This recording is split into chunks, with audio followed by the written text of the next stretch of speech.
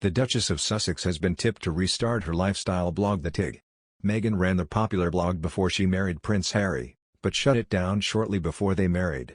She reportedly renewed the trademark for the closed blog in 2019, raising the prospect she could relaunch the successful platform.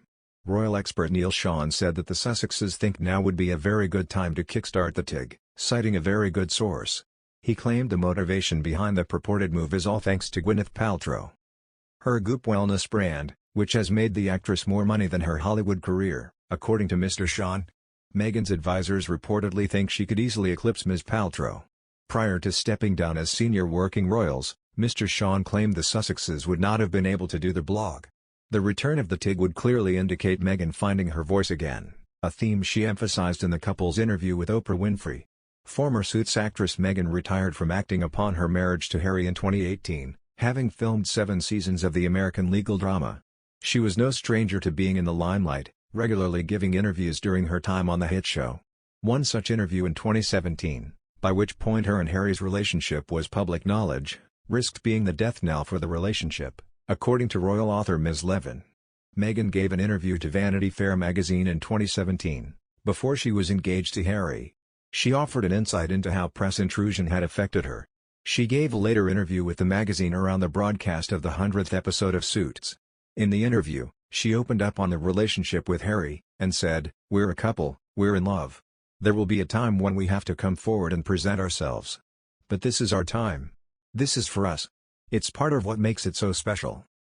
Ms. Levin wrote in her book Harry, Conversations with the Prince, "It was unprecedented for a royal girlfriend to be so outspoken and it could have been the death knell for their relationship. The general view was that she would never have given the interview without Harry's consent."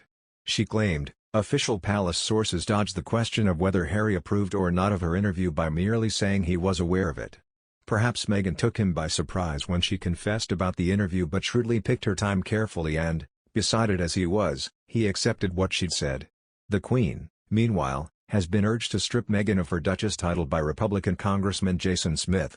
Meghan penned a powerful, heartfelt letter to American politicians last week, calling for paid leave for all new parents in the U.S.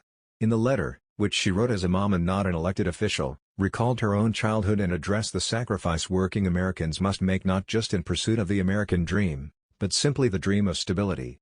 The Duchess wrote, "No family should have to choose between earning a living and having the freedom to take care of their child."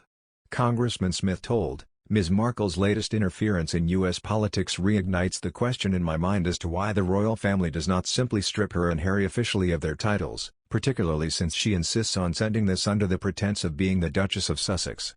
He had previously called for the Sussexes to be stripped of their titles over comments made during the U.S. election, when they encouraged Americans to vote.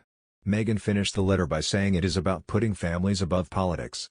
She wrote, "So, on behalf of my family, Archie and Lily and Harry, I thank you for considering this letter, and on behalf of all families, I ask you to ensure this consequential moment is not lost."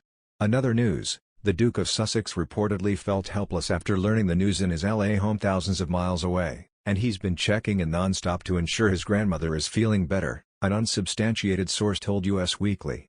He felt helpless being 5,000 miles away in Montecito, and has been checking in non-stop with her, the source said.